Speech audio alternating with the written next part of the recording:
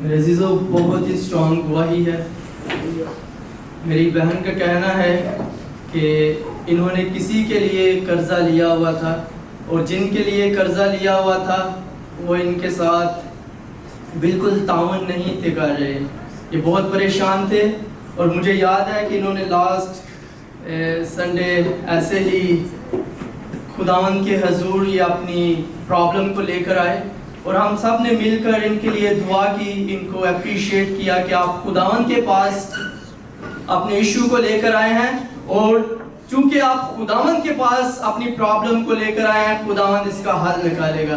तो मेरे अजीजों, जिनके लिए इन्होंने कर्जा लिया था वो बिल्कुल तावन नहीं थे कर रहे, लेकिन लास्ट ही वीक खुदावंद ने उनके जहन को तब्दील किया और वो जो कर्जा जिनके लिए लिया गया था वो वापस पे करने के लिए तैयार हो गया।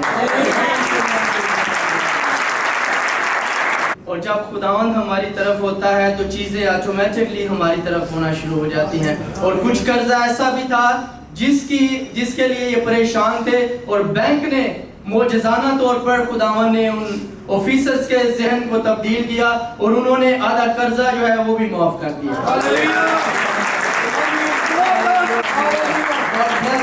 हमेशा अपनी प्रॉब्लम्स खुदावंद के पास लेकर आए, किसी और के पास नहीं, जिंदा खुदा के पास।